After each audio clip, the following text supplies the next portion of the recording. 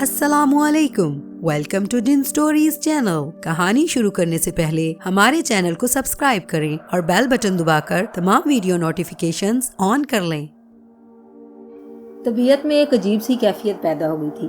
حالانکہ ہم لوگ مشکل کا شکار ہو کر یہاں آئے تھے اور ان ساری کارروائیوں میں ہماری اپنی خوشی کا دخل نہیں تھا، لیکن اب یوں لگتا تھا جیسے ہم ذہنی طور پر اس تمام کام کے لیے تیار ہو گئے ہوں جو ہمارے سپرد کیا گیا تھا۔ پروفیسر لنکونا، کیا دنیا کی کوئی قوت ہمیں ہوش و حواس کے عالم میں اس بات پر راضی نہیں کر سکتی تھی کہ ہم اس طرح کے کام کریں؟ لیکن بہرحال وہ نہ جانے کون سی پراسرار قوت تھی جس نے آخرکار ہمیں اپنی جانب متوجہ کر لیا تھا۔ قاسم خان بھی اس بات کے لیے تیار ہو گیا تھا۔ غازال کے ساتھ ہم واپس قبیلے میں آ گئے تھے اور غازال نے ہمیں معمول کے مطابق ہماری آرام گاہ میں پہنچا دیا تھا، جہاں ہم نے اپنا وہ تمام سامان محفوظ کر دیا تھا جسے ہم ان کاروں سے ساتھ لے کر آئے تھے، اور ساتھ ہی بندوقیں بھی جنہیں ہم صحیح معنوں میں یہ لوگ سمجھ نہیں پا رہے تھے، اور انہوں نے ہمارے ساتھ موجود سامان پر صرف حیرت کا اظہار کیا تھا، وہ بھی نہ سمجھنے والے انداز میں۔ رات کی تاریکی میں قاسم خان نے کہا، یار ایک بات کہنے کو دل چاہ رہا ہے، چونکہ ہم دونوں ایک ہی کشتی کے سوار ہیں اس لیے کہہ دینے میں کوئی حرج نہیں ہے۔ کیوں؟ کیا بات ہے؟ وہ دونوں لڑکیاں غالباً وہ ہمارے دل کے تاروں کو چھیڑنے میں کامیاب ہو گئی ہیں۔ میرے دل سے بے اختیار ایک کہا نکل گیا تھا۔ یعنی تم یہ کہنا چاہتے ہو کہ تمہیں ان سے عشق ہو گیا ہے؟ ان سے نہیں، اس سے جس کا نام ایرا ہے، قاسم خان نے کہا، اور میں مسکرانے لگا۔ میں نے کہا، قاسم خان، انسان کسی بھی حیثیت کا، کسی بھی سطح کا ہو، کیا عشق کیے بغیر اسے چھٹکارا حاصل نہیں ہے؟ اچھا ایک بات بتاؤ، قاسم خان بولا۔ ہاں پوچھو۔ کیا تمہیں ایرا پسند نہیں ہے؟ میں سوچ میں ڈوب گیا۔ کاہنوں کی اس پراسرار آبادی میں ایرا اور ایلا کا وجود اتنا دلکش تھا کہ اگر وہ نہ بھی ہوتی تو یہاں دل لگنا مشکل ہوتا۔ وہ بہت دل نشیں کیفیت کی حامل تھیں، محبت کرنے والی، معصوم فطرت کی مالک۔ ان کی ہر انداز سے اس بات کا احساس ہوتا تھا کہ وہ ہمارے ہر خوشی کے لیے جیتی ہیں۔ قاسم خان جو میری سمت بغور دیکھ رہا تھا، اس نے کہا، اور اب تمہارے پاس کوئی جواب نہیں ہے؟ بے وقوف ہو تم، یہ کوئی جواب ہوا؟ دیکھو تم عقل و ہوش کھو بیٹھے ہو، لیکن میں ہوش مند ہوں۔ کیا تم وادی سحر میں داخل ہونے کے بعد یہاں ایسی انوکھی چیزیں نہیں دیکھ سکے جن پر تمہاری عقل بھی کام نہ کر پائے؟ مجھے بتاؤ، کیا ہم اس وادی سحر میں کسی بھی چیز کو اپنی دنیا سے مطابقت دے سکتے ہیں؟ تمہاری بات کا میرے پاس جواب ہے، قاسم خان نے کہا۔ کیا جواب ہے بتاؤ؟ دوست، کیا تم اس وادی سحر سے نکال کر لے جا سکتے ہو؟ قاسم خان نے سوال کیا۔ مطلب ہم یہاں موجود ہیں نا؟ پروفیسر لنکونا کی اس پراسرار سازش کے تحت ہم یہاں موجود تھے، لیکن یہاں سے نکل نہیں سکتے، اور اگر نکل نہیں سکتے تو پھر ان پہاڑوں اور پتھروں سے سر ٹکرا کر مر جانا کہاں کی عقل مندی ہے؟ جس ماحول میں جی رہے ہیں اس میں رہ کر عمل کرنا کیا زیادہ مناسب نہیں ہے؟ میرا مطلب سمجھ رہے ہو نا تم؟ میں یہ کہنا چاہ رہا تھا کہ جب ماحول یہ ہے تو ہم اس میں اجنبی کیوں رہیں؟ ٹھیک ہے، جب انسان عورت کے جال میں پھنستا ہے تو دوسروں کو سمجھانے کے لیے اس کے پاس لاکھوں تعویلیں ہوتی ہیں۔ قصور تمہارا نہیں ہے، بلکہ اس حسین صورت کا ہے جو تمہارے حواس پر مسلط ہو گئی ہے۔ اپنی کہو اپنی۔ نہیں، میں ٹھیک ہوں، گڈ۔ گویا تم یہ کہنا چاہتے ہو کہ تمہیں ایلا سے عشق نہیں ہے۔ ارے بھائی، ہم واپس قبیلہ غازال میں آ گئے ہیں، اب ایلا کا عشق ہمارے کس کام کا؟ کیا بات کرتے ہو یار؟ اس کا مطلب ہے کہ تم اسی قبیلے میں رہنا چاہتے ہو؟ جب ہم اس قبیلے کے تحت کام کر رہے ہیں تو یہاں تو رہنا ہوگا، اور وہاں جو تم نے کالے لباس والوں کو آتشی ہتھیاروں کی تربیت دینے کا وعدہ کیا ہے اس کا کیا ہوگا؟ وہ وعدہ تم پورا کرو۔ دیکھو مذاق مت کرو، تم جانتے ہو میں تمہارے بغیر نہیں رہ سکتا۔ واقعی؟ میں نے مزاحیہ انداز میں کہا۔ ہاں، اب بھلا اس کا کیا امکان ہے؟ تو پھر ایرا کا کیا ہوگا؟ کیوں؟ کیا تم ایرا کی جگہ میری تمام ضرورتیں پوری کر دو گے؟ قاسم خان نے کہا، اور میں ہنسنے لگا۔ میں نے کہا نا کہ جب انسان کسی ایسے جال میں پھنستا ہے تو اپنے لیے بہت سے راستے پیدا کر لیتا ہے۔ اچھا اب یہ بتاؤ کہ آئندہ کے لیے کیا پروگرام ہے؟ یار بہرحال ہم ان لوگوں کو تربیت تو دیں گے نا، اور غازال سے کیا کہو گے؟ نہیں، پروفیسر لنکونا کا راز ابھی ہم غازال کو نہیں دے سکتے۔ بہرحال ہم دونوں اس بات سے متفق تھے کہ پروفیسر لنکو نے جو ذمہ داری ہمارے سپرد کی تھی، ہم جانتے تھے اسے پورا کیے بغیر وادی سحر سے نجات ناممکن ہے۔ ابھی تو یہ دیکھنا تھا کہ ہمیں کیا کیا کرنا ہے۔ بہرحال سارے معاملات چلتے رہے۔ 3-4 دن ہم غازال کے ساتھ رہے۔ وہ بھی ایک اچھا انسان تھا۔ قبیلے کے رسم و رواج، یہاں کا طرز زندگی، سب کچھ ہمارے لیے دلچسپ تھا اور ہم اس سے لطف اندوز ہو رہے تھے۔ پھر میں نے غازال سے کہا، غازال دیکھو، سندالیوں کے بارے میں جو کچھ تم نے مجھے بتایا ہے، اس کے بعد میرے لیے ضروری ہو گیا ہے کہ سندالیوں کے خلاف کام کروں اور انہیں تمہاری اس آبادی سے دور رکھنے کی کوشش کروں، یا اگر کوئی ایسا سنگین نقصان پہنچانا چاہتا ہوں جس کے لیے مجھے باہر کی دنیا میں جانا پڑے گا۔ غازال سوچ میں ڈوب گیا۔ پھر اس نے کہا، لیکن تم تو تنہا ہو۔ میں ظاہر ہے ان سب سے مقابلہ تو نہیں کر سکتا، لیکن کم از کم اس کے بارے میں معلومات تو حاصل کرنا ضروری ہے۔ ایک بات جانتے ہو؟ کیا؟ संदालियों ने आखिरकार अपनी बस्ती का नाम संदालिया रखकर इसका क़याम कर लिया है। क्या मतलब? शायद मैं वाज़ेह अल्फाज में अपनी बयान न कर सका, या तो मुझे इन तमाम बातों के बारे में वाकफियत नहीं है। बस ये कहना चाहता हूँ कि संदालियों ने अब अपनी बाकायदा आबादी का ऐलान कर दिया है। कब और कैसे? कुछ लोग जो आवारागर्द होते हैं एक कबीले से दूसरे कबीले तक सफर करते हैं और एक दूसरे की खबरें एक दूसरे तक पहुंचाते हैं। उन्होंने ये खबरें यहाँ तक पहुंचाई हैं कि संदालिया नामी एक कबीला आबाद हो गया है और बड़ी अजीबोगरीब जगह है वो। इन लोगों ने पत्थरों के झोंपड़े बनाए हैं, पहाड़ों को इनकी जगह से हटा दिया है और इनके छोटे छोटे टुकड़े करके इन्हें झोंपड़ों की शक्ल दी है। उन्होंने अपना एक हिसार भी कायम किया है और एक हिसार के अंदर रहते हैं। वह मजबूत से मजबूत तर होते जा रहे हैं और ये इत्तला बहरहाल हमारे लिए तशवीशनाक है, क्योंकि अंदर ही अंदर वो कुव्वत हासिल करके आखिरकार वो हमारी पूरी आबादियों को तबाह कर देंगे। हो सकता है, लेकिन क्या हाथ पर हाथ धरकर बैठे रहने से इनके खिलाफ अमल मुमकिन हो जाएगा? नहीं, हम अपनी हैसियत के मुताबिक इनके खिलाफ काम करने का इरादा रखते हैं और देखते हैं कि हमें किस हद तक कामयाबी हासिल होती है। मेरे लिए क्या खिदमत है? कुछ नहीं, बस हम जरा कुछ दिन के लिए जा रहे हैं। हो सकता है इसमें कुछ वक्त लग जाए, मगर मैं तुम्हारे लिए तशवीश ज़दा हूँ। संदालियों को तुम्हारे बारे में अंदाजा हो चुका है। अगर ऐसा ना होता तो ये तुम पर धमाकों की बारिश करते। जरूर इन्हें कुछ पता लग गया है।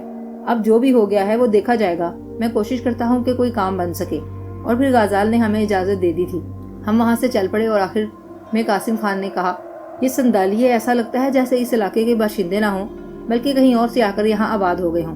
तुमने सुना नहीं कि इनका ताल्लुक यूनान से बताया जाता है? बहरहाल अब ये तो इनकी कुर्बत से ही पता चलेगा कि कौन है, कहाँ के बाशिंदे हैं और इनके पास मजीद क्या क्या जराए हैं। फिलहाल क्या प्रोग्राम है? कुछ नहीं, हम इसी बस्ती वाले गारों वाली बस्ती में जा रहे हैं। बहरहाल प्रोफेसर लिंकोना के जरिए हम यहाँ तक पहुँचे हैं, इससे मुनहरिफ तो नहीं हो सकते। फिर खासा फासला तय करने के बाद हम गारों की आबादी में वापस पहुँच गए और जब हमने आबादी के रास्ते की जानिब कदम उठाए तो वहाँ एरा और एला को बैठे हुए देखा। दोनों ने आग का अलाव बना रखा था और आग के इस अलाव में वो कोई ऐसी चीज बार बार डाल रही थी जिससे शोले भड़क उठते थे और फिजा में खुशबू बिखर जाती थी। गालबन ये दरख्त की किसी लकड़ी का बुरादा था जिसमें लातादाद खुशबू के खजाने छुपे हुए थे। मैंने कहा, संदल की खुशबू नहीं है ये, इनकी कोई अपनी इजाद होगी। लेकिन ये क्या कर रही हैं? मालूम करते हैं, आओ। और फिर उन्होंने हमें देखा तो खुशी से खड़ी हो गई। उन्होंने भी गालबन हमारा इंतखाब हमारी पसंद के मुताबिक किया था। एरा तो कासिम खान के पास जा खड़ी हुई और एला मेरे पास आ गई। ये छोटे कद की मालिक एक हसीन लड़की थी, दिलकश नकूश, मुकामी होने के बावजूद दिलकशी के हामिल थे। मेरे पास पहुंच गई और बड़ी आसूदा निगाहों से मुझे देखकर बोली, आ गए तुम? आना तो था। नहीं, तुम ना आते अगर मैं तुम्हें ना बुलाती। तुमने मुझे बुलाया है तो और क्या समझते हो तुम? मगर कैसे? मैंने सवाल किया और वो अलाव की तरफ इशारा करके बोली, इधर नहीं देख रहे? हाँ देख रहा हूँ, ये हमारी कोशिशें हैं। कुछ समझ में नहीं आया। ये जादू है, तुम इसे नहीं समझ सकते। अच्छा, तो तुम हम पर जादू कर रही थी, तुम पर नहीं। तो फिर तुम्हें बुलाने के लिए हमने ये अमल किया है। बहरहाल ये इन लोगों का अपना अंदाज है, यानी वो आग का ये अलाव जलाकर अपना कोई मंत्र पढ़ रही थी जिसके जरिए उन्होंने हमें यहाँ बुलाया था। लेकिन हमारा यहाँ आना तो बिल्कुल ही अलग सी बात थी। खैर, अगर इनकी खुशी होती है तो हमारा क्या जाता है, हमने सोचा। लिंकोना का यहाँ कोई अता पता नहीं था। जिस मकसद के लिए हम यहाँ आए थे, इसके लिए आखिरकार हमने कुछ लोगों को मुंतखब किया। ये 3 अफराद थे जिनके मुकामी नाम थे, जिन्हें हमने अपना नायब बनाया और फिर जखीरा गाह से बंदूकें और एमुनिशन निकाल लिया गया। हमने इन 3 आदमियों को सबसे पहले बंदूक चलाना सिखाई और बाकायदा इन्हें चांद मारी कराने लगे। वो निशाने लेकर बंदूक चलाते हुए बड़े हैरत ज़दा होने लगे और इस अमल से बड़ी दिलचस्पी का इजहार करते थे। हमें भी ये अमल अच्छा लगा था। हमने तो अपनी पहले की ज़िंदगी में आतशी असलहा का बहुत ज़्यादा इस्तेमाल किया था, इसलिए हमें हर तरह का असलहा इस्तेमाल करना आता था। लेकिन ये लोग बड़ी अजीब सी कैफियत का शिकार होते। धमाका होता तो ये खुशी से कहकहे लगाते और इनकी खुशी का कोई ठिकाना नहीं होता। वो बड़ी मुहारत से ये सारे काम कर रहे थे। जब ये 3 आदमी बंदूकें चलाने के माहिर हो गए और अपने हदफ पर निशाना लगाने लगे तो मैंने इनसे कहा, अब तुम ऐसा करो कि अपने अपने ग्रुप अलग अलग बना लो। 20-20 आदमियों के ग्रुप होने चाहिए। तुम बंदूकों का यह इस्तेमाल इन्हें सिखाओ। तीनों अलग अलग अपने लिए ऐसी जगह बनाओ। और फिर वादी में ये हंगामा आराई शुरू हो गई। लेकिन इसके साथ ही साथ मैंने 4-4 आदमियों का पहरा भी लगा दिया था, जो बुलंदियों पर जाकर ये देखते कि दूर दूर कोई इंसानी वजूद तो नहीं है। हालांकि वादी में बंदूकों की आवाजें गूंजती थीं, तो ये खतरा रहता था कि कहीं कुछ लोग इधर मुतवज्जो ना हो जाएं। ये 4-4 आदमी इस बात के लिए मुतय्यन किए गए थे कि अगर चांदमारी के वक्त कुर्ब जवार में कोई मौजूद हो तो ये मखसूस अंदाज में आवाज निकालकर हमें इत्तला दें, जो यहाँ का तरीकाकार था। और इसके बाद हम लोग कुछ देर के लिए फायरिंग बंद कर दें। लेकिन तकरीबन 1 माह गुजर गया और कोई ऐसी बात ना हुई। इस तरफ कोई आता ही नहीं था। गालबन इस जगह की जुगराई कैफियत ही ऐसी थी, लेकिन जुगराई कैफियत से हमें खासा फ़ायदा हुआ था। इधर एरा और एला हमारे लिए जानो दिल निछावर किए हुई थी। खाने पीने की ऐसी पसंदीदा अशिया जो हम अपने तौर पर भी हासिल करते थे, तैयार करके वो हमारे सामने पहुंचाती थी, और बहरहाल यहाँ इस चीज़ का कोई मसला नहीं हुआ था। बहरहाल इस तरह से हमें सरबराह की सी कैफियत हासिल थी और हम यहाँ आराम की ज़िंदगी बसर कर रहे थे। लेकिन हमारा मकसद आराम की ज़िंदगी बसर करना नहीं था। इन लोगों के मकसद की तामील हो जाए, इसके बाद ही हमारे मकसद की तामील होगी। बहरहाल बहुत से ख्यालात दिल में आते थे। जीने के लिए ख्यालात का सहारा बेहद ज़रूरी होता है। हम जी भी रहे थे और यहाँ अपना अमल भी कर रहे थे। एरा और एला हमारे साथ ही रहती थी। बाद में मुझे यह एहसास हुआ था कि मुमकिन है प्रोफेसर लिंकोना ने इन्हें हमारा दिल लगाने के लिए मुतय्यन किया हो। हालांकि सच्ची बात यह है कि मैं अब भी कासिम खान की तरह यहाँ के मामलात में बुरी तरह मुलविस नहीं हुआ था, लेकिन मैं ये देख रहा था कि कासिम खान ने जिस तरह से यहाँ की जिंदगी अपना ली है वो बेहतरीन निशानेबाज था, असलहा चलाने का माहिर। लेकिन यहाँ वो अपनी फनकारी जिस अंदाज में दिखा रहा था, इससे उसकी खुशी और इत्मीनान झलकता था। जबकि मेरे दिल में यह ख्याल बारहा आ जाता था कि कुछ भी हो, ये हमारी अपनी जिंदगी नहीं है और एक ना एक दिन हमें इस जिंदगी को खैरबाद कहना होगा। ये सारे काम इसी अंदाज में हो रहे थे और अब यहाँ बाकायदा स्याह लिबास वालों की पूरी आबादी गोलियां चलाना सीखती जा रही थी। आतिशी असलहे के इस्तेमाल से वो लोग बहुत खुश थे, लेकिन मैंने एक कमांडर की तरह इस आतिशी असलहा पर भी पहरा लगा रखा था और इसे एहतियात से खर्च किया जाता था। इसके बाद प्रोफेसर लिंकोना से कोई मुलाकात नहीं हुई। वो अपने काम में पता नहीं कहाँ मसरूफ होगा, हम अपने काम कर रहे थे। अलबत्ता इतने दिन इन लोगों के साथ रहने से इनके लिए भी दिल में उनसियत पैदा हो गई थी और वो भी हमसे बहुत मोहब्बत और दिलचस्पी से पेश आते थे। आहिस्ता आहिस्ता ये मामला सिर्फ प्रोफेसर लिंकोना का मामला नहीं बल्कि कुछ अपना अपना सा होता जा रहा था। इधर गाजाल कबीला अपने तौर पर हमारे लिए तवज्जो और दिलचस्पी का बाइस बना था और इधर प्रोफेसर लिंकोना की हदायत के मुताबिक हर अमल कर रहे थे। बस दोनों ही का मकसद एक था, यानी ये कि संदालियों से निजात हासिल करना। संदालियों के बारे में कभी कभी रिपोर्टें मिलती थी। वो ये होती थी कि आखिरकार संदाली तमाम बस्तियों को अपना महकूम बनाने का अमल कर रहे हैं और थोड़े अरसे के बाद वो मौत और तबाही की शक्ल में कुर्ब जवार की बस्तियों पर हमला आवर होंगे और जो इनका नाफरमान होगा इसे नजरे आतिश कर देंगे। बाकी लोग इनके अपने गुलाम होंगे। हम्बा या हमोलिया की बात नहीं थी, बस संदाली सभी के खिलाफ अमल पैरा थे। हम्बा तो अपनी मौत मर गया था, या फिर इसने भी शायद संदालियों में ही पनाह ली हो। ये सारा खेल इस अंदाज में चल रहा था और कम से कम मेरी जाती दिलचस्पियां इस खेल में शामिल हो गई थी। जब मुझे ये अंदाजा हो गया कि अब स्याह लिबास वाले यानी लिंकोना के साधु अपना काम बखूबी सर अंजाम देने लगे हैं, तो मैंने इन्हीं तीनों अफराद को, जिन्हें मैंने खास छानबीन के बाद मुंतखब किया था, यहाँ सरबराह मुकर्रर किया। असलहे के इस्तेमाल और इसके खर्च के बारे में हिदायत दी और इसके बाद फिर मैंने कासिम खान के साथ वक्त गुजारा, जो बाकायदा एरा से मुंसलिक हो गया था। मैंने इससे कहा, बेवकूफ आदमी, दिल तो मेरा भी चाहता है कि एला के साथ यूं ही रंग रलियां मनाऊं जो तू मना रहा है, लेकिन मुझे बता, क्या हमारी दुनिया यहीं तक महदूद है? बात असल में ये है कि मैं टूट कर मोहब्बत करने वालों में से हूँ। या तो किसी को चाहता नहीं हूँ, या अगर चाहता हूँ तो इसका साथ निभा देता हूँ। हमारे पास और कोई रास्ता तो नहीं है ना। एला एरा से शिकायत कर रही थी कि तुम इसे वो पजीराई नहीं दे रहे हो जो मैं एरा को दे रहा हूँ। तू अपनी बात कर बेवकूफ, मेरी बात जाने दे। देखो, मैं तुम्हें एक बात बता दूं, तुम्हें भी तो मैं इतना ही चाहता हूँ। क्या तुम्हें मेरी इस बात पर यकीन नहीं है? मैं संजीदा हूँ। असल में तो एरा में खोकर अपनी तमाम बाकी जिम्मेदारियां भूल गया है, जबकि मेरे दिल में इन लोगों के लिए मोहब्बत के जज्बात हैं और मैं सोचता हूँ कि इन्हें कोई ऐसा तहफ़्फ़ुज़ दूं जो लिंकोना की मर्जी के मुताबिक हो। क्या यहाँ बैठे रहकर हम ये काम कर सकते हैं? नहीं, बिल्कुल नहीं। तो फिर ऐसा कर और इनके बारे में बेहतर अंदाज में सोच। तू यकीन कर, मैं इनके लिए सब कुछ करने पर तैयार हूँ और इसके लिए तेरी मर्जी और तेरे राय का मुंतज़िर भी हूँ। बस मैं यही चाहता हूँ कि हम कोई अमल करें जिससे लिंकोना का मकसद भी पूरा हो जाए और हमारी ख्वाहिश भी। क्या ऐसी कोई बात तेरे जहन में है? हाँ, क्यों नहीं? तो मुझे बता।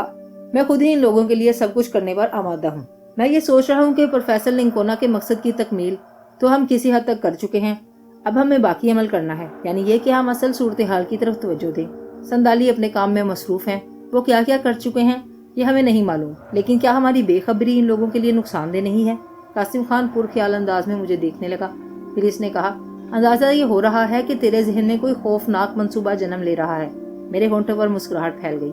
मैंने कहा, हाँ कासिम खान, तू तो सिर्फ इश्क कर रहा है और मैं इन लोगों की बेहतरी के लिए कोई बेहतर कदम उठाने के बारे में सोच रहा हूँ। नहीं, ऐसी बात नहीं है। तू यकीन कर, ये जितने अच्छे लोग हैं, ये से मेरी मुराद सिर्फ यही नहीं जो काले लिबास वाले हैं, बल्कि मैं गाजाल के बारे में भी यही कहता हूँ। ये सब बहुत अच्छे लोग हैं। میں تیرے ساتھ عمل کرنے کے لیے تیار ہوں۔ ہم نے سندالی اور سندالیا کے رہنے والوں کو دیکھا، اگر ہم ان جیسا حلیہ بنا لیں اور ان میں شامل ہو جائیں تو یہ معلوم کر سکتے ہیں کہ سندالی کیا کر رہے ہیں، مگر کیسے؟ اگر تو چاہے تو میں اس کے لیے تنہا کوشش کروں۔ مطلب یہ کہ تو ایرا کے ساتھ یہاں رہ، میں سندالیوں کی تلاش میں نکل جاتا ہوں۔ نہیں، خیر ایسا بھی نہیں، میں تمہیں چھوڑنا پسند نہیں کروں گا۔ میں دیکھتا ہوں کہ ہم سندالیوں کے پاس کیسے پہنچ سکتے ہیں، اس کے بعد تمہیں اس کے بارے میں اطلاع دوں گا اور تمہیں بھی میرے ساتھ مصروف عمل ہونا پڑے گا۔ اگر ایسی بات ہے تو ٹھیک ہے، میں اس کے لیے تیار ہوں، لیکن میرے بغیر کوئی بڑا کارنامہ سر انجام دینے نہ چل پڑنا۔ ایرا کی محبت اپنی جگہ، تیرا مقام اپنی جگہ۔ جب یہ تمام کام کرنے کی ضرورت پیش آئے گی تو اطمینان رکھ، ایرا کی محبت کو سینے میں چھپا کر میں تیرے ساتھ مصروف سفر اور مصروف عمل ہو جاؤں گا۔ بات یہاں آ کر ختم ہو گئی تھی، لیکن جب میں اپنے مقصد کی تکمیل کے لیے نکلا اور گھوڑے پر بیٹھ کر تھوڑی ہی دور چلا تو میں نے اپنے عقب میں کسی گھوڑے کے قدموں کی آواز سنا دی۔ رائفل سیدھی کر کے میں آنے والے کے قریب آنے کا انتظار کر رہا تھا، اور جب مجھے نظر آیا تو میں اسے آنکھیں پھاڑ کر دیکھنے لگا۔ وہ قاسم خان ہی تھا۔ گھوڑا لے کر میرے قریب پہنچ گیا اور مسکرا کر بولا، مجھے غیرت آئی۔ کیا مطلب؟ یقین کر، یہ غیرت مجھے خود بخود آئی ہے۔ ایرا نے مجھ سے اس بارے میں کچھ نہیں کہا۔ اس نے جس انداز میں یہ الفاظ کہے تھے انہیں سن کر مجھے بے اختیار ہنسی آ گئی۔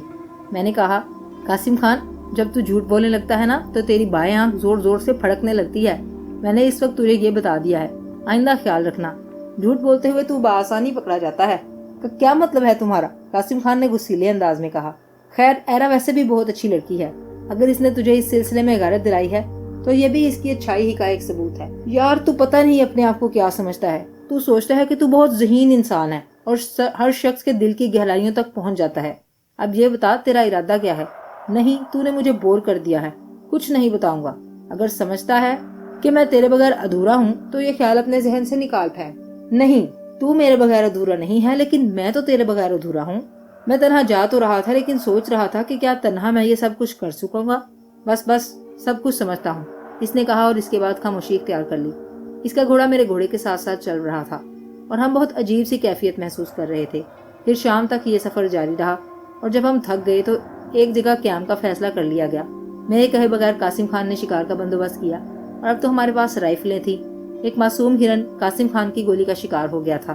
قاسم خان نے اسے ذبح کیا اور پھر خود ہی ساری لکڑیاں وغیرہ تلاش کر کے اسے بھوننے لگا۔ میں نے اس سے کہا، تیری ناراضگی میری سمجھ میں نہیں آ رہی، تو اپنے آپ کو بہت زیادہ چالاک سمجھتا ہے نا؟ کبھی میں نے اس کا اظہار کیا ہے؟ نہ صحیح، لیکن تیرے انداز سے یہ پتہ چلتا ہے۔ کیا کہا تھا ایرا نے؟ بکواس مت کر، وہ غصیلے انداز میں بولا اور میں کہے لگانے لگا۔ لیکن قاسم خان کا غصہ کم نہیں ہوا تھا۔ بہت دیر تک وہ اپنے کام سارے انجام دیتا رہا اور اس نے مجھے بھی گوشت کا ایک بڑا ٹکڑا پیش کیا۔ میں نے کہا، دیکھو قاسم خان، بات پر ناراض ہو جانا بہت بری بات ہے۔ مذاق اپنی جگہ ہوتا ہے، لیکن یہ چیز تو بہتر نہیں ہے۔ ایرا نے مجھ سے کچھ نہیں کہا تھا تو ٹھیک ہے، نہ کہا ہوگا۔ ظاہر ہے تیرے بغیر میرے لیے کچھ کرنا مشکل ہے، چلو یہ بھی مان لیا۔ پھر تو ایرا کا نام کیوں لیتا ہے بار بار؟ یار بس ایسے ہی۔ ارادہ کیا ہے اب؟ قاسم خان، میرے ذہن میں وہی منصوبہ ہے۔ اپنا حلیہ سندالیوں جیسا بنا کر میں چاہتا ہوں کہ خود سندالیوں میں داخل ہو جاؤں اور اپنے آپ کو سندالی ظاہر کروں۔ اس طرح ہم ان کے بارے میں اندر سے اندازہ لگا سکتے ہیں۔ یہ آسان ہوگا؟ مشکل کیا ہے؟ تم نے جس سندالی کو دیکھا، اس میں اور ہم میں بس اتنا ہی فرق ہے۔ اگر ہم اپنے چہرے پر پیلے رنگ کی مٹی مل لیں تو سندالی تصور کیے جا سکتے ہیں، اور یہ مٹی یہاں بکثرت موجود ہوتی ہے۔ اور لباس، اس سلسلے میں ہماری مدد سندالی ہی کریں گے۔ کیسے؟ یہ تو سندالیہ میں داخل ہو کر ہم یہ سب کچھ کر سکتے ہیں، یا پھر ممکن ہے سندالیوں سے ہماری ملاقات کہیں راستے ہی میں ہو جائے اور ہم ان سے لباس حاصل کر کے انہیں پتھر کے کسی چٹان کے نیچے اس طرح روپوش کر دیں کہ ان کی بدبو بھی فضا میں نہ پھیلنے پائے۔ قاسم خان کے چہرے پر ایک شفاف مسکراہٹ پھیل گئی۔ ہمارا تو کام ہی یہ تھا اور ظاہر ہے کہ ہمیں اس کام میں کوئی دقت نہیں پیش آ سکتی تھی۔ قاسم خان نے کہا، یقین کرو اب تو قتل و غارت گلی بھول ہی گئے۔ ایسا لگتا ہے یار ہم شریف آدمی بنتے جا رہے ہیں، اور یہ بات تشویش کی بات ہے۔ میں ہنسنے لگا تھا۔ بہرحال بہت وقت گزر گیا۔ تھوڑی دیر کے بعد میں نے قاسم خان کے خراٹے سنے۔ رات کی تاریکی چاروں طرف پھیل گئی تھی۔ پھر آہستہ آہستہ چاند نمودار ہونے لگا۔ جس علاقے میں ہم لوگوں نے قیام کیا تھا وہاں چاروں طرف اونچی اونچی چٹانیں ابھری ہوئی تھیں اور ان کے درمیان سرسبز و شاداب گھاس لہرا رہی تھی۔ پھولوں کے خضر و حسین پودے جگہ جگہ بکھرے ہوئے تھے اور ان میں پھول کھلے ہوئے تھے۔ ہوائیں ان پھولوں کی خوشبو کو منتشر کر رہی تھیں۔ یہ منظر مجھے بے حد حسین محسوس ہوا۔ قاسم خان کو چھوڑ کر میں اپنی جگہ سے اٹھا اور کافی دور تک آگے نکل گیا۔ قاسم خان کی باتوں پر مجھے ہنسی آ رہی تھی، لیکن بہرحال ٹھیک ہی تھا، اور کچھ نہیں تو کم از کم اس کا دل ہی لگ گیا تھا۔ वैसे माजी में इस तरह खोकर एक अनोखी जिंदगी का एहसास हो रहा था। मैं आगे बढ़ता रहा और फिर फूलों के कंज के पास रुककर मैंने गहरी गहरी सांसें ली और खुशबू का हुस्न अपने सीने में उतारने लगा। लेकिन वो सरसराहट मेरे कानों से महफूज ना रही थी जो अकब में उभरी थी। एक लम्हे के अंदर मुझे एहसास हुआ कि शायद कासिम खान इस तरफ आ गया है। मैंने पलट कर देखा, लेकिन जो कुछ देखा इसे देखकर मैं बुरी तरह चौंक पड़ा। ये एक 1.5 मीटर आदमी था, जिस्मानी तौर पर बेपनाह ताकतवर, और इसके हाथ में एक तेज चमकदार कुल्हाड़ा चमक रहा था। इसने कुछ इस तरह कुल्हाड़े को घुमाया कि फिजा में अजीब से सनसनाहट की सी आवाज बुलंद होने लगी और मैं उछल कर पीछे हट गया। इस द्योग कामत को देखकर ही दिल को दहशत का सा एहसास हुआ था। फिर इसका कुल्हाड़ा घुमाने का अंदाज, हालांकि वो एक वजनी कुल्हाड़ा था, लेकिन इसके मजबूत बाजू इस कुल्हाड़े को इस तरह घुमा रहे थे कि कोई आदमी आसानी से ऐसा नहीं कर सकता था। अभी चूंकि इससे मेरा ज्यादा फासला था, चुनाचे मुझे संभलने का मौका मिल गया था। लेकिन अचानक ही एक तेज सनसनाहट के साथ कुल्हाड़ा इसके हाथ से निकलकर मेरी जानिब लपका। इसने मुझ पर कुल्हाड़े से भरपूर वार किया था, लेकिन मैंने इसका वार खाली कर दिया। कुल्हाड़े वाला बेपनाह ताकतवर और फुर्तीला मालूम होता था। चुनाचे जैसे ही मैं जमीन पर बैठा, इसने फिर कुल्हाड़े को वहीं से मारकर मेरे ऊपर इसका भरपूर वार किया। मैंने एक बार फिर अपनी जगह छोड़ दी। अलबत्ता इस बार वो कुल्हाड़े को फिजा में संभाल नहीं सका था। कुल्हाड़ा जमीन पर पड़ा और जमीन में उतर गया। ये मौका मेरे लिए बहुत ही अच्छा था। मैंने फौरन ही अपने आप को संभाला और अपनी कमर से भी कुल्हाड़ा खींच लिया। दूसरी तरफ कुल्हाड़े वाला भी होशियार हो गया था और फिर मैंने पैंतरे बदलने शुरू कर दिए। मैं इस पर निगाहें जुमाए हुए था और इसका जायजा ले रहा था। कमबख्त बहुत ही लंबा तिरंगा आदमी था। बाल जरूरत से ज्यादा लंबे, चेहरे पर घनी दाढ़ी, आंखें छोटी छोटी लेकिन चमकदार। एक लम्हे के अंदर मुझे अंदाजा हो गया था कि वो संदाली है। वो अपना कुल्हाड़ा घुमाकर पैंतरे बदलता रहा और एक बार फिर इसने मुझ पर हमला कर दिया। लेकिन बहरहाल अब इतना जरूरी नहीं था कि मैं इससे खौफजदा हो जाऊं। इब्तिदा की बात अलग थी। अब मैं खुद भी इसके मुकाबले के लिए तैयार था। चुनाचे इस बार मैंने अपने कुल्हाड़े पर इसका वार रोका था और इसके बाद हम दोनों के दरमियान कुव्वत आजमाई होने लगी। वो बिलाशुबा मुझसे कहीं ज्यादा लंबा तिरंगा और ताकतवर था, लेकिन इस वक्त मेरी फितरत में वहशत उभर आई थी। चुनाचे कुल्हाड़े वाले को फौरन ही एहसास हो गया कि मैं जिस्सामत में इससे बेशक छोटा हूँ, लेकिन मुझसे मुकाबला आसान नहीं होगा। लेकिन वो कुल्हाड़े के दावपेच दिखाने लगा और अपनी सी हर मुमकिन कोशिश करने लगा कि कुल्हाड़े को मेरी कमर में मारकर रीढ़ की हड्डी 2 टुकड़े कर दे। मैंने गौर किया था कि इसे जेर करने का तरीका हो सकता है। अब वो दीवानों की तरह हलक से धाड़ निकाल रहा था। वो इन धाड़ों में बेबसी थी। अच्छा, अंदाजा ये होता था कि अब इस पर दीवानगी सवार हो रही है। ऐसी जंग में अगर इंसान जहनी तौर पर दीवाना हो जाए तो नुकसान के अलावा और कुछ नहीं होता। गालबन इस शख्स ने जिंदगी में बहुत कम लोगों से शिकस्त खाई होगी और इस वक्त वो अपनी नाकामी से परेशान हो गया होगा। बहरहाल हम दोनों बुरी तरह लड़ रहे थे। फिर अचानक ही मैंने इसे जोर से धकेला और वो काफी पीछे हटकर एक पत्थर से टकरा गया। मैं इसे कत्ल नहीं करना चाहता था और जख्मी करके ये मालूम करना चाहता था कि वो कौन है और इसने मुझ पर हमला क्यों किया है। लेकिन अचानक ही मुझे अपने अकब में से एक गर्ज की आवाज सुनाई दी और दूसरे लम्हे कुल्हाड़े वाले के सीने में सुराख हो गया। वो कुल्हाड़ा हाथ में लिए कई कदम लुढ़का कर आगे बढ़ गया और फिर औंधे मुंह जमीन पर आ गिरा, जबकि मैंने फुर्ती से एक तरफ छलांग लगा दी थी। वहां से मैंने पलट कर देखा तो मुझे कासिम खान नजर आया, जिसकी बंदूक की नाल से धुएं की लकीर बुलंद हो रही थी। कासिम खान को देखकर मैं अपनी जगह से उठ खड़ा हुआ और मैंने अफसोस भरे लहजे में कहा, यार ये क्या किया तूने? कासिम खान राइफल सीधी करके चट्टानों पर छलांगे लगाता हुआ मेरे नजदीक पहुंच गया। क्या कहा तूने? बेवकूफ है तू कासिम खान। क्या तूने अंदाजा नहीं लगाया था कि मैंने इसे आखिरकार जेर कर लिया था? ख्याल है तेरा, जरा देख, इसकी जिसामत देख। एक दफा अगर तू इसके कब्जे में आ जाता तो फिर तुझे जिंदगी बचाना मुश्किल हो जाती। मैंने मुस्कुराती हुई निगाह से कासिम खान को देखा और कहा, एक बात का हमेशा ख्याल रखना कासिम खान, कभी मेरे मद्दे मुकाबिल मत आना और इस गलत फहमी का शिकार न रहना कि मैं जिस्मानी तौर पर कम पड़ सकता हूँ। बस बस गरूर की बात मत कर। मैंने तो ये महसूस किया था कि वो शख्स तुझे कत्ल करने ही वाला है और इसके बाद मैं बिल्कुल तनहा रह जाता। वादी शहर की तन्हाई मेरे लिए बड़ी मुश्किल होती। ऐरा तो है तेरे साथ, अहमक गधे। तो क्या वाकई तू संजीदगी से ये बात कह रहा है? तो और क्या, ये संदाली है। मैं से ये मालूम करना चाहता था कि संदालिया अब किस समत में है और वहाँ जाने के लिए अब क्या करना चाहिए। ये मैं तुझे बता सकता हूँ, कासिम खान ने झुलाई हुई आवाज में कहा। क्या मतलब? तू यूं कर, कुल्हाड़ा अपने सर पर मार ले, दूसरी दुनिया में तुम लोगों की मुलाकात हो जाएगी और तुम मुझसे ये मालूम कर लेना कि संदालिया किधर है। मैंने कोई जवाब नहीं दिया। मैं इस शख्स के करीब बैठ गया। इसकी सांस खत्म हो चुकी थी और मैं इसके सीने के सुराख को देख रहा था। दिल के करीब, बिल्कुल करीब था। जाहिर है चंद ही लम्हों में इसका काम तमाम हो गया होगा। अब क्या किया जा सकता है? मैंने सिर्फ तेरी जान बचाने के लिए कोशिश की थी और मैं नींद से जागा था।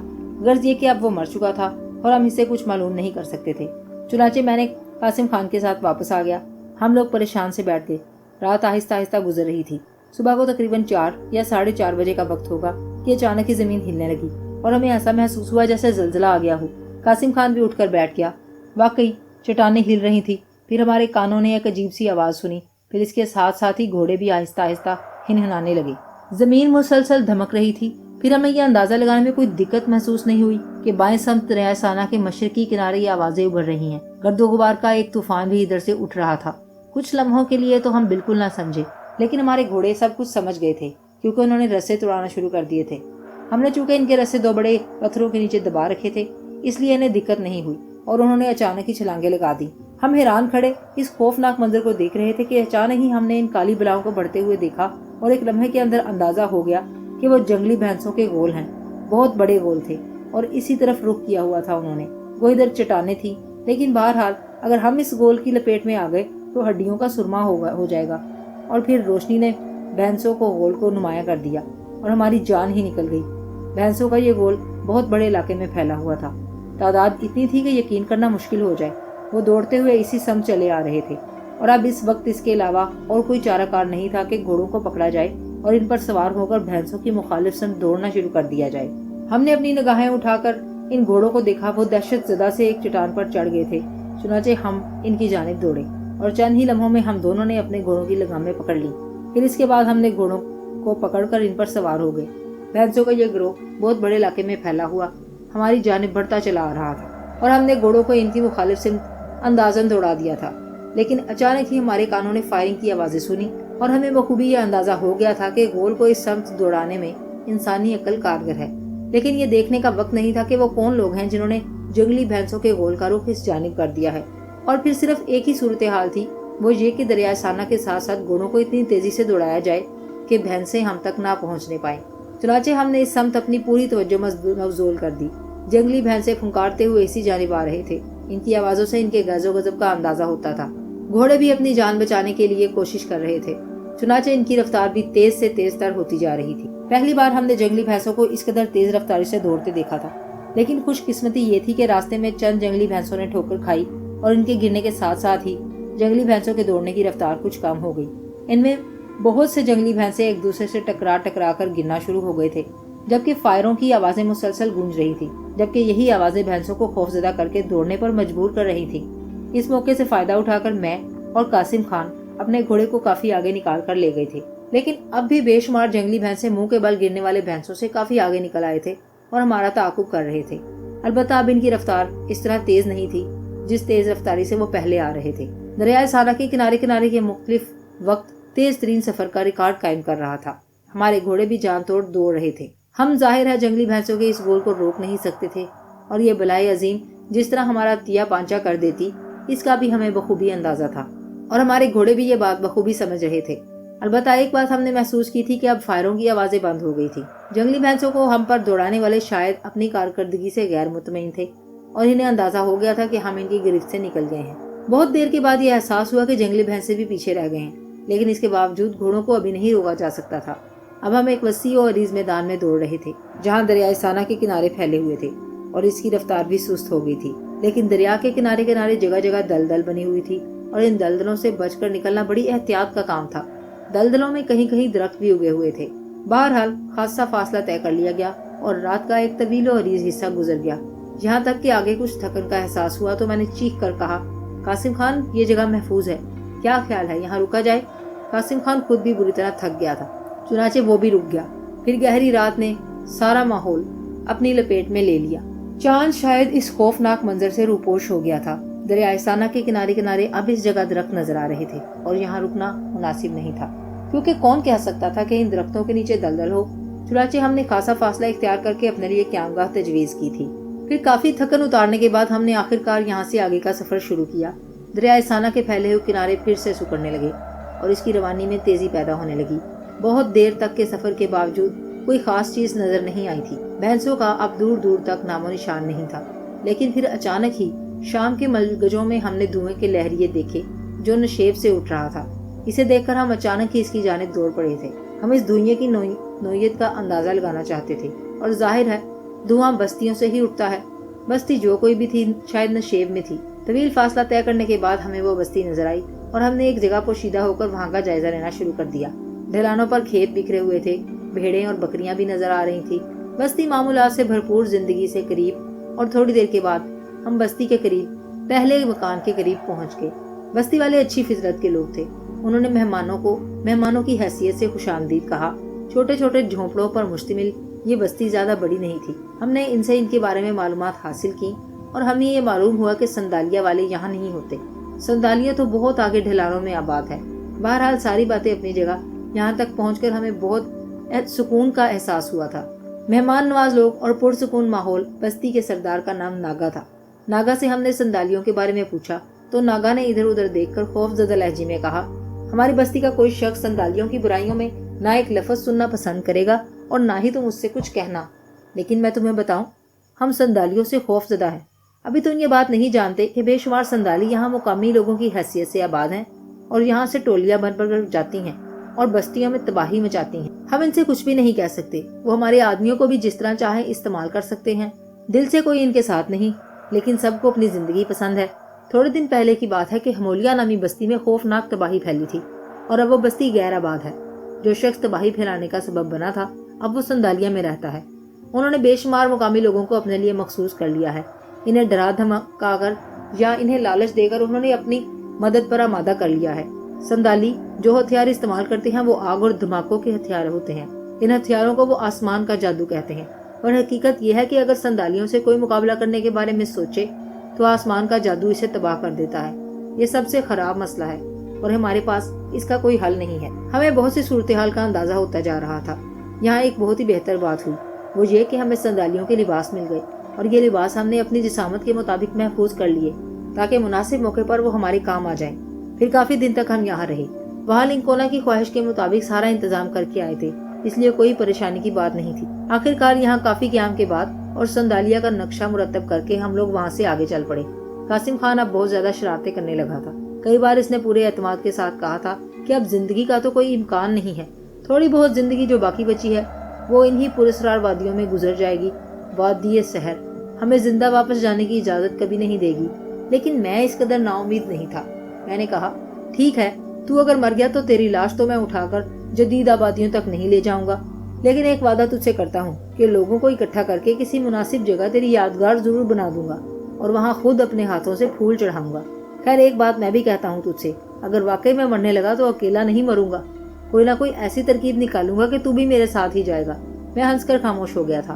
वाकई कासिम खान का साथ छोड़ना मेरे लिए भी मुमकिन नहीं था। हम इस बस्ती से चल पड़े। हमारे घोड़े हमारा साथ दे रहे थे। संदालिया के नक्शों की तरतीब जैसा कि मैं पहले बता चुका हूँ हो चुकी थी। तकरीबन 6 दिन 6 रातों का सफर तय करके आखिरकार हम एक बड़ी अजीबोगरीब जगह पहुंचे। ये ऐसी पहाड़ी चट्टानें थी जो आगे जाकर एकदम खत्म हो जाती थी और इनके नीचे खौफनाक गहराइयां थी और इन गहराइयों में संदालिया आबाद था। संदालिया की पहचान ये थी कि पत्थरों की बड़ी बड़ी इमारतें बनी हुई थी और इन इमारतों के दरमियान इंसान नन्हे नन्हे खिलौनों की मानंद चलते फिरते और अमल करते नजर आ रहे थे। यहाँ रुककर हम बहुत देर तक इस अजीबोगरीब मुमलिकत को देखते रहे जिसका नाम संदालिया था। हम ये फैसला नहीं कर पा रहे थे कि अब हमें क्या करना चाहिए। हालांकि रास्ते में हमने संदालियों के लिबास पहन लिए थे और अपनी राइफलों और एमुनिशन के साथ मुकम्मल तौर पर संदाली बन गए थे, लेकिन इसके बावजूद यहाँ का मुकम्मल तौर पर जायजा लेने के बाद ही हम इनके दरमियान जा सकते थे, वरना कोई भी खतरा हमारी जिंदगियां खत्म कर सकता था। अब इसे तकदीर की रहनुमाई कहा जाए या फिर तदबीर की कारीगरी कि हम इन लोगों में पूरी तरह खुब गए थे और बस्ती के किसी भी शख्स ने हमारी जानिब कोई तवज्जो नहीं दी थी। हमें यहाँ पहला दिन और पहली रात भी गुजर गई, लेकिन कोई ऐसी कार्रवाई वजूद में नहीं आई जो मुश्किलात का बाइस बनती। जब हमें यह अंदाजा हो गया कि हमारी शख्सियत यहाँ बेदाग है तो हमने संदालिया की आबादी का जायजा लेना शुरू किया। अभी हमें यहाँ के बारे में मुकम्मल मालूमात दरकार थी। चुनाचे सबसे पहले कोई ऐसा ठिकाना दरियाफ्त करना था जो हमारे लिए क़याम की जगह मुहैया कर दे। बड़ी एहतियात के साथ हमने इस पूरी आबादी का चक्कर लगाया। हमने देखा कि यहाँ के रहने वाले हमारे जैसे नकूश ही रखते हैं और इनके चेहरों में और हमारे चेहरों में कोई खास फर्क नहीं है। यहाँ यही बात थी जिसकी वजह से हमारी तरफ किसी की तवज्जो नहीं गई थी। ईंटों के मकानात में जिंदगी गुजारने का अंदाज चंद ही लम्हों में अपनी वजाहत कर देता था। हम ऐसे किसी अमल की तलाश में थे जो हमारे लिए बेहतरी मुहैया करे। फिर कासिम खान ने यहाँ अपनी ज़हानत का मुजाहिरा किया।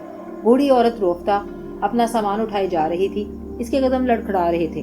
कासिम खान ने जल्दी से आगे बढ़कर रोफ्ता को रोका और इसका सामान अपने शानों पर रखते हुए बोला, बड़ी अम्मा, ये तो बहुत बुरी बात है कि हम जैसे जवानों का सामने होने के बावजूद तुम अपना सामान खुद उठाए जा रही हो। बूढ़ी ने हमें हैरत से देखा, फिर आहिस्ता से बोली, कौन हो बेटा तुम? लो बड़ी अम्मा, बेटा कहने के बाद पूछ रही हो कि कौन है हम? कासिम खान की चरब जुबानी पर मैं मुस्कुरा दिया। बूढ़ी औरत के चेहरे पर ऐसे आसार नजर आए जैसे वो रोने वाली हो। कासिम खान ने आगे बढ़ते हुए कहा, अपना घर बताओ ताकि हम ये सामान तुम्हारे घर पहुंचा दें। मेरे साथ साथ चले आओ। और हम बूढ़ी का सामान लिए हुए एक छोटे से पक्के झोंपड़े पे पहुंच गए, जिसका दरवाजा बंद नहीं था। सामान अंदर रखने के बाद कासिम खान ने कहा, अम्मा, जब भी कोई काम हो हमें आवाज दे लेना। सुनो बेटा, कहाँ जा रहे हो? बस अम्मा, चलते हैं। बेटा ऐसे ना जाओ, मेरे साथ कुछ वक्त गुजार लो। आज तुमने मेरे दिल में ना जाने क्या क्या दबे हुए दुख ताजा कर दिए हैं। कासिम खान झोंपड़ी के जमीन पर बैठ गया और बोला, बड़ी अम्मा, तुम दुखी ना हो। यकीन करो, जब हमने तुम्हें सामान उठाकर लड़खड़ाते कदमों से जाते हुए देखा तो हमारे दिल ने कहा, लानत है हमारी जवानी पर जो तुम्हारे काम ना आ सके। बड़ी अम्मा, अपने दिल से हर दुख निकाल दो। हमें जब भी आवाज दोगी हम तुम्हारे पास आ जाएंगे। बेटा संदाली हो? हाँ बड़ी अम्मा। तो फिर थोड़ा वक्त तो मेरे पास गुजारो। तुम्हारा घर कहाँ है? नहीं बड़ी अम्मा, हमारा कोई घर नहीं है। अरे क्या वाकई?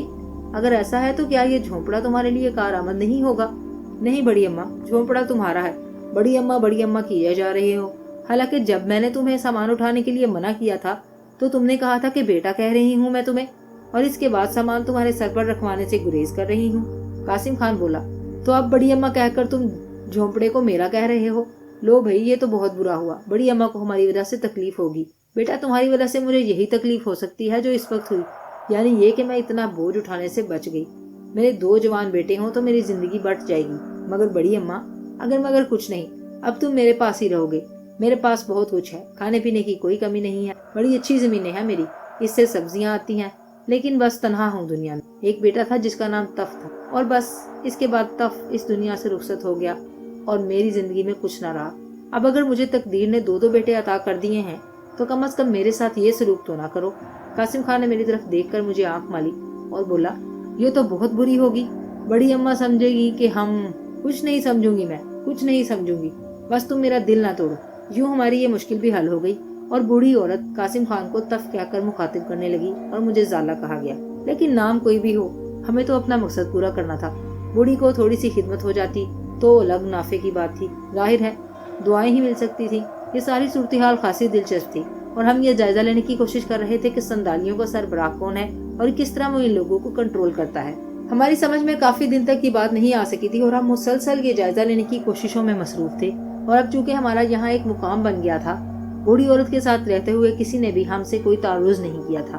अलबत्ता बस्ती का चक्कर लगाते हुए हमने ये देखा था कि पूरी आबादी में भट्टियां लगी हुई हैं और इन भट्टियों पर बेहतरीन हथियार तैयार किए जा रहे हैं। ये तैयार करदा हथियार लाजमी बात थी, इस जंग के लिए तैयार किए जा रहे थे जो ये लोग लड़ने वाले थे।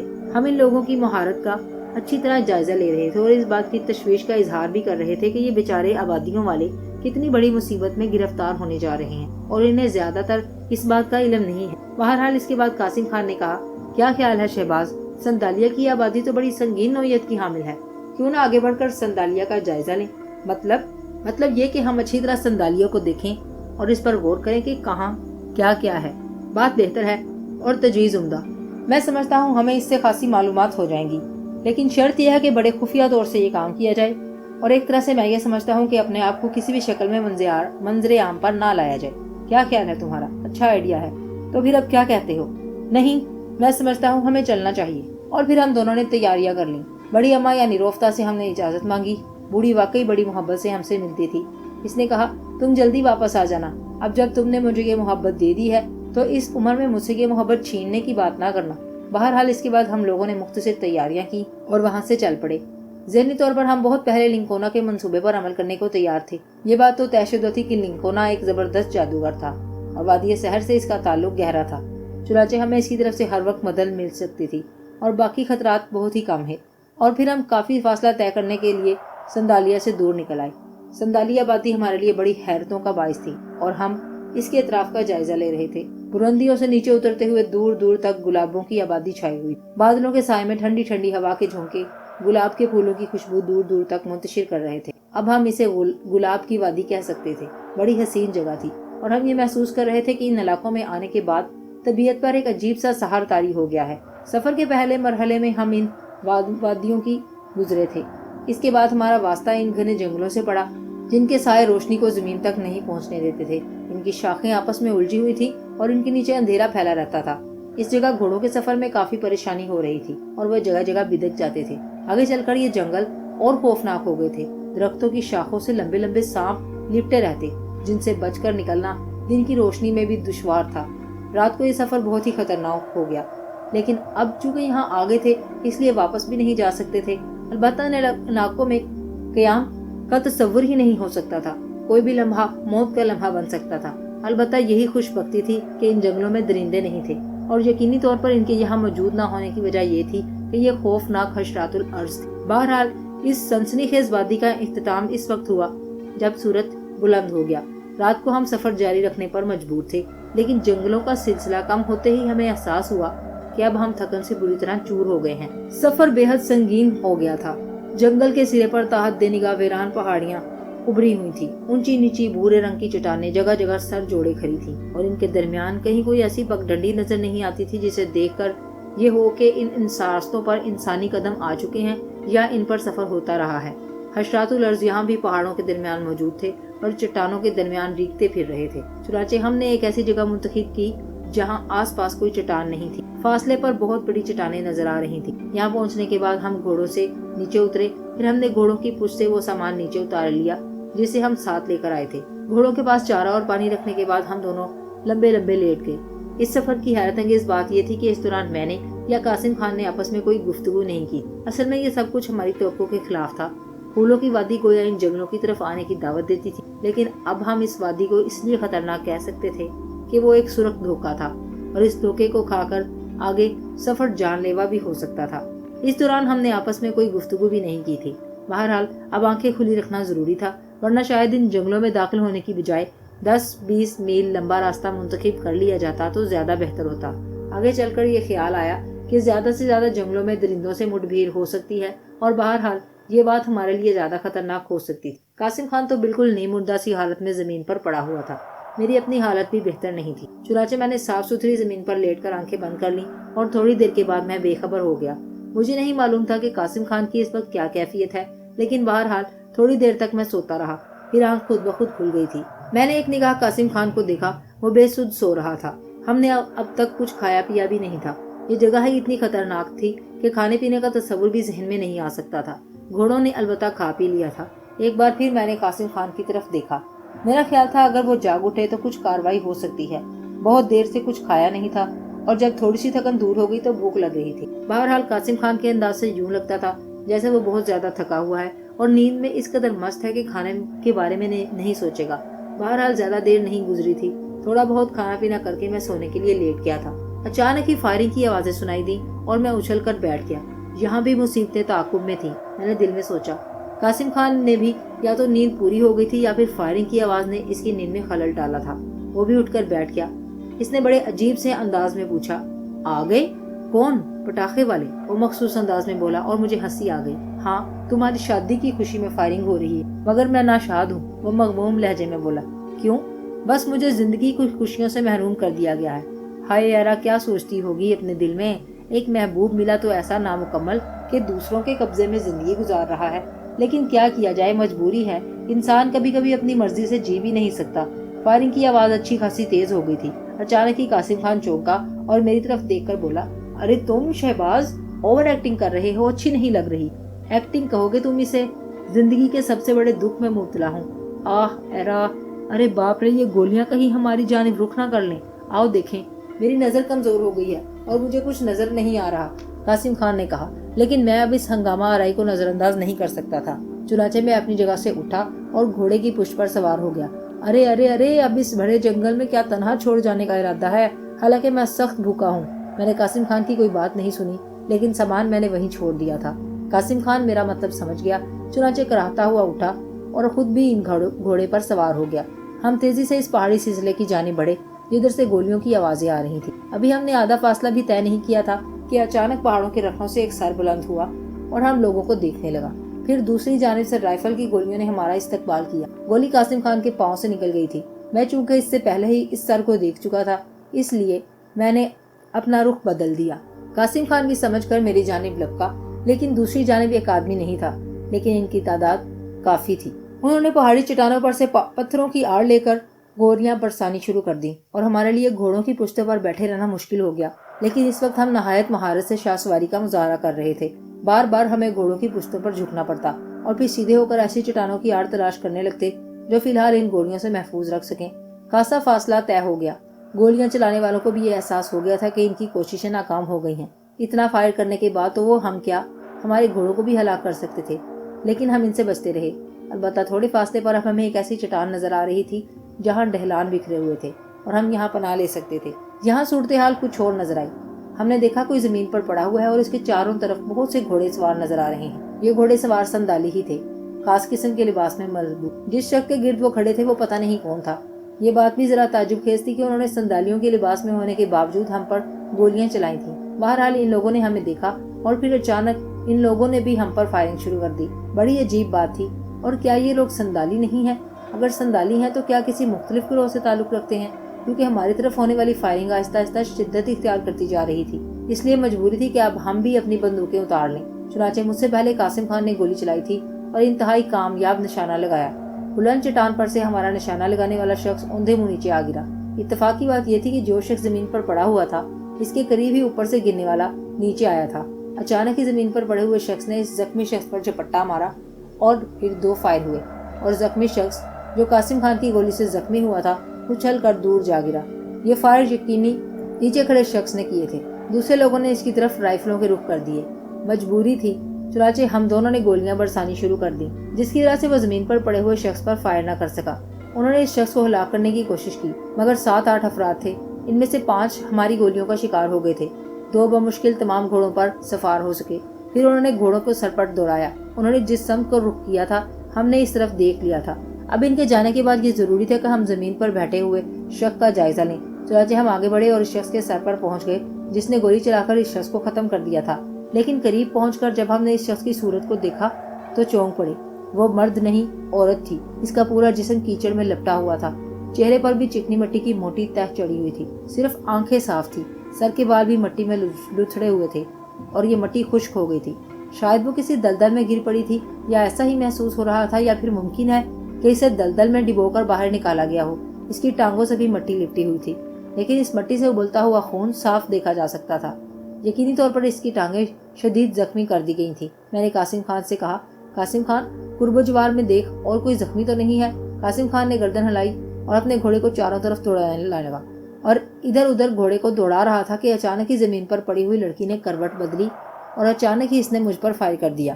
میں نے بمشکل تمام اس کے فائروں سے اپنے آپ کو بچایا تھا اور پھر میں نے گڑراتے ہوئے کہا، بے وقوف کی بچی، ہم تیری مدد کر رہے ہیں اور تو ہم پر فائرنگ کر رہی ہے۔